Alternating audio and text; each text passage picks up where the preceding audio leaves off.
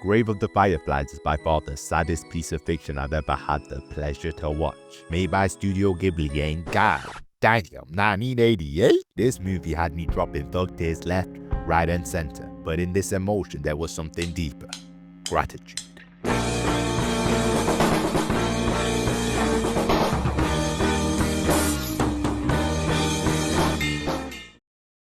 One of the many Studio Ghibli masterpieces, Grave of the Fireflies stood out to me as the studio's best work. Directed by Isao Takahata, yeah, surprisingly not Miyazaki, it has something all other Ghibli movies lack, which is its story being based in the reality of Japan during World War II. And I believe it's this that gives this movie a deeper emotional layer which most other movies lack. In this movie we follow two main protagonists, Seita and Setsuko. This movie would interestingly start with the end as we see Seita on the brink of death, lifeless with many other kids who have suffered the same fate. And what was saddening about this scene is how society would treat these kids, as instead of helping, they would be talking shit about kids on the brink of death. Think about that, man. A couple minutes in, I already wanted to fight people. Like, luckily I wasn't in that movie because I would have hit him in one of these. But it's here that we see an interesting object for the first time, the box of fruit drums. An object that mirrors the amount of hope the children have throughout the movie. And this object leads us to the present, where a bomb raid is about to occur, which leads to Seita's mother going to the shelter before Seita and Setsuko. And on their trip to reunite with their mother, you see what war really looks like, how it destroys everything and everyone. And you also see how Seita's almost not fazed by it, a kid forced to grow up. And it's this next scene where my first thug tear would fall, when Seita sees his disfigured mother. And what got me here was the fact that he didn't cry. And that was not because he didn't care, but because he almost knew this was gonna happen and had prepared for it. He knew he had to stay strong in front of Setsuko as she no longer has anyone else. He was forced to bury his emotions and be a grown-up. And once Setsuko starts crying and Seita's sad but not broken, tries to make her laugh, that's where I broke. As no kid should be put in a situation where his mother's dead and he can't even cry about it. Damn. That shit made me grateful for my mother and the years I've had where she was always there and allowed me to be a child, to laugh and cry over silly stuff. I mean, look at his mother, man. She's in a worse state than Levi in season 4. And what made this hit even deeper was that Seita and Setsuko didn't even get to say a proper goodbye. To hear their mother tell them that she loves them just one more time. Goodness, man, any movie that can make you cry in the first 20 minutes, you know you're about to witness greatness. But after this tragedy, the kids are forced to live with their auntie, their father's sister, and before they leave, they take a box of rations given by the shelter. Now, one thing that stands out about this movie is how it still portrays the beauty of life even in war. I mean, look at these shots of them traveling. A lot of that has to go to the color palette, animation, sound. I mean, it's rare that you get a very well produced movie that both looks outstanding and has an even better story. But as they would reach their auntie's home, Setsuko would hide his rations, foreshadowing the bitch he knew he was gonna encounter. A witch who was their last hope of survival. Now, this woman has no right calling herself an auntie, as in the beginning, she was fine, a bit bitchy, especially when you consider her blood nephew mother just died, but nonetheless not too bad. But boy, as their time got longer, the real bitch would come out, and it made me realize why Seita hid his rations. He knew this woman was selfish and self-serving, and not even a day or two in, she starts asking him about if he's going to school and about money. Like, lady, the kid's mother has just died. Goodness me, give him a break. But she would finally make a good, mouth-watering meal. And then you realize that this meal was made from leftovers Seita buried right at the start of the movie. And it's in this meal where you start to see how much of a vile and narcissistic individual this woman really is. As before the dinner is even served, you see her sneakily eating the rice at the bottom of the pot. Now, this ain't no crime, but we are in war where every bit of food matters. At the very least, share it. It ain't your food anyway, lady. Stole that shit. That's what I do, nigga. Now, this was sign number 1. Sign number 2 pissed me off even more, as it was subtle. Because when she started serving the food to her husband, she gives him a nice, beautiful plate. I'm thinking, yes, sir. At least these kids gonna be eating good tonight. Let's go. What? Oh, really? Now rewind that, bro. Zoom in. Bro, look at the serving she gave Seita. Look at his face. This sly bitch thought she was gonna pull a fast one on me. I don't play about my food.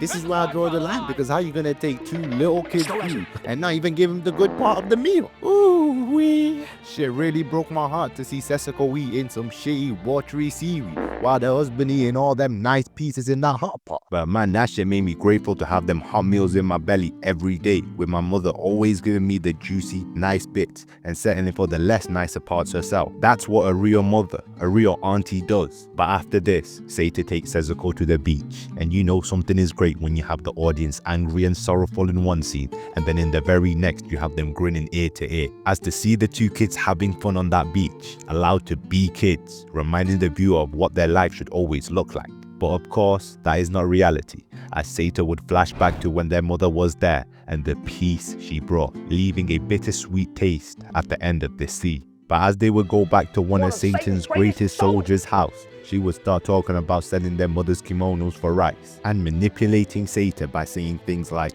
"This is what your mother would want." Now I get the logic, but they don't have much to remember their mother by. And the few things they do have, you want to sell for your own gain. She may be one of the worst villains I've ever witnessed, bruh. But it gets even worse, as when she cooks the rice she got for the kimonos, she would give the dirty porridges to the kids and make onigiri for her family. And when Setsuko wants some of that onigiri, she flat out denies her and says these pompous remarks like, "That's what I get for taking in these 2 orphans." That statement alone left me speechless. Tells you everything you need to know about this disgusting individual's character. And after saying that remark, she would say, "Let's eat separately." And so the kids go to the bank, get their mother's life savings to go buy some necessities to cook. And when they do, she thinks it's all about her, demanding an apology, having zero remorse or empathy for their situation. And it gets even worse, because one night when Setsuko was crying, she started to cuss out Seita, telling him to shut her up. Like, does this bitch think the boy's a magician? Instead of being a bitch, how about you go comfort your niece? And that's not it, as the next day when they're having fun on the piano, being kids, because guess what? They're kids. She says this line in anger to children. "You're useless in the race. If you're so scared, then go live in the cave. Your life is nothing. You serve zero purpose. You should kill yourself now." Goodness me, if you're so useful, go in the war yourself, you miserable hoe. I'm sorry, but she wants Seita to turn into Superman and start saving the day. The gall to say that to kids, man, just a vile person. And when they do leave, she's the happiest she can be. All my homies hate this witch. Now I guess she was looking out for her own family, but those kids are a part of her family too. And her family seemed chill about them anyway. It was only her that was being a bitch. Now you may be saying I'm going too hard on her, but the reason I despise her so much is that she was the lifeboat they needed to survive. She was meant to save them from their painful fate, but instead her ego and pride was so erratic, to the point where she drove out 2 kids from their auntie's home. Now I wish I could say the worst part of the story ends here, but once Seita and Setsuko go to the cave, the story gets even more painful to watch, as this is the part of the story where the boy, the girl, and the cave where hope thinned occurred. Now the cave had both its highs and lows, but it starts with the highs, and what got me here was how appreciative Seita and Setsuko were for the small things in life, such as the joy a nice meal brings, or the admiration they had for the beauty of Fireflies, and most importantly, the love the 2 had for each other. And upon seeing this appreciation for life, how beautiful life can be when you let it, how our own endless desires blur the beauty of the present, the gift of the now. And it was seeing the 2 enjoy this gift of life, even in their situation, which made me grateful for my own life and all the blessings I've overlooked in life. There's even a scene where Seita almost starts to dream. The free soul a kid has with endless belief was amazing to see and made me grateful to be able to dream, and more importantly have the opportunity to try and chase my dream. In true sincere failure, there's suffering, but there's also the realization that you've got to try. The what if and some of the baggage with not even trying, that is there for certain. The gift to be able to fail was made ever so clear here, and realizing that these kids will have dreams and they won't even get a shot at trying. That shit broke me, man, as it made me grateful that I get to fail and I get to try again. And it was here where I realized I had overlooked the gift to be able to fail. Almost like the desire to win the lottery blinded me so much that I never appreciated that I was lucky enough to be able to buy a ticket in the first place. Those kids don't even have the opportunity to play, and they were still full of joy. It truly made me realize how ungrateful I was. But even these simple pleasures of life would be taken from them, as the food would run out and the Fireflies, just like their mother and many citizens of Japan, would die. And survival would become the #1 priority. Because when Setsuko would mention that she is shitting her guts out and has diarrhea, Seita would try to steal a sugarcane and give sugar to her as medicine. And a quick side note, my auntie was telling me if you make sugar with tea granules, it's a good remedy for diarrhea, so Seita was cooking with this one. But as he was trying to steal the sugarcane, the farmer that owned the land caught him and started whooping that ass. My boy did not care he was a child. This is Gojo levels of not holding back. Look at his face.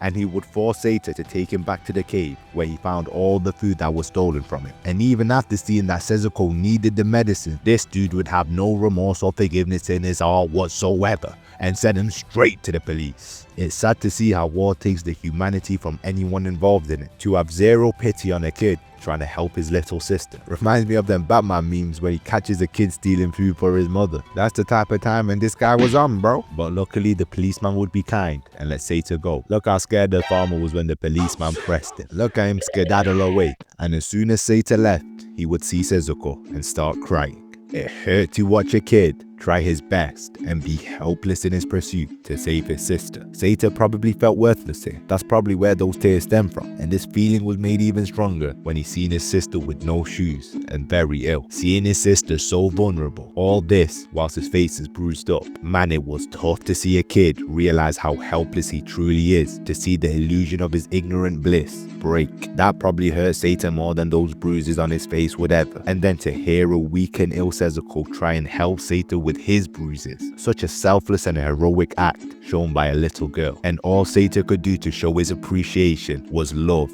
in the form of a hug to his little sister, showing that he hasn't given up on her. And after hearing from the policeman where the next raids were gonna be, Seita would deliberately go there. And when people would run to shelter, he would go to their houses and steal food and kimonos to trade for food. At one point, after hearing the fattest lick, he even started cheering on the planes that were dropping the bombs. His patriarchal brainwashing broken in his attempt to survive.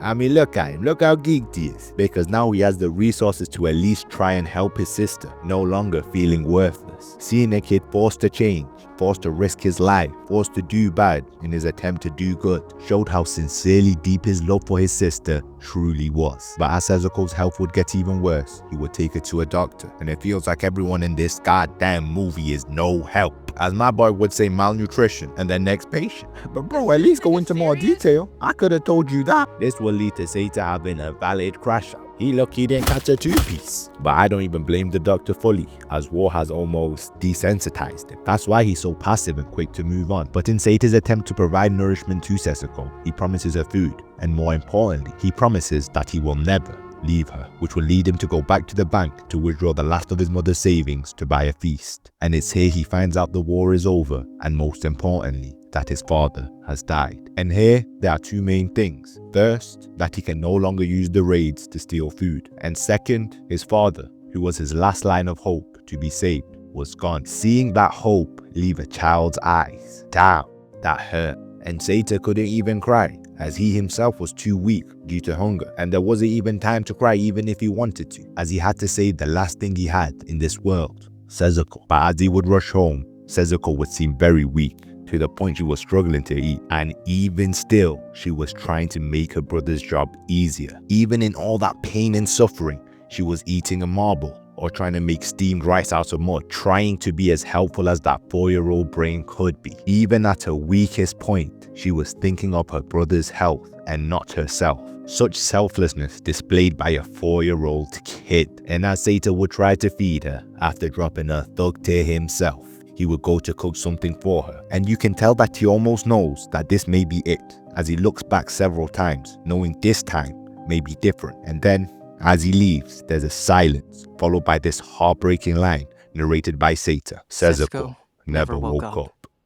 And to make this scene even more realistic, the movie shows the uneaten food Seita prepared, as well as Setsuko's dead body, with Seita hugging it for the last time. It emphasizes that even when food was so valuable to him, when he was starving and weak, his sister was even more important. And to see even that little bit of hope be snatched from him, the pain beautifully depicted in his eyes, so weak that he can't even cry, implying that he's given up on life, that there's nothing left for him to live for. A elegantly unbearable depiction of a child's quiet suffering. as there is no one left in the world who would even care if he cried, so what would be the point? Ghibli really knows how to give a realistic weight to a scene by showing every detail, but the part here that broke me was when he cremated her. That whole process, from seeing him collect the coal and cremate his sister and put the few belongings she had in that box, and still not cry, like the humanity in him had gone, like he had no more tears left.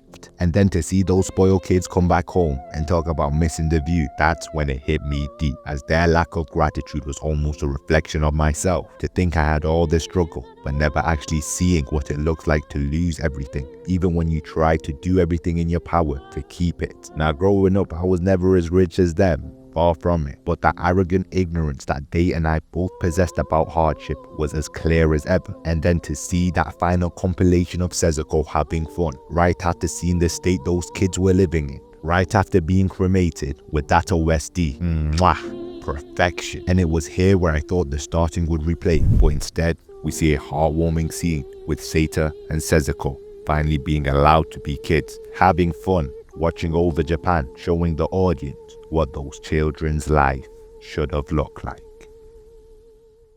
Now this movie made me truly understand how there's always someone out there that has it worse than you and me. The fact that we have the blessing to try and chase a dream, a goal, a desire, and most of us give up or don't even try. It almost feels disrespectful to those that don't even get an opportunity. And it's made me grateful that I have the opportunity to try. And that's almost freed me from the fear of failure and made me embrace it. Finally realizing, due to this movie, that the emotion of gratitude is a tool to expand one's emotional content.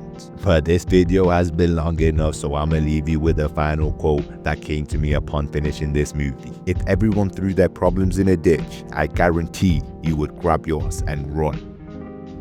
Like and subscribe if you enjoyed. Thank you guys for watching, and may peace be upon you.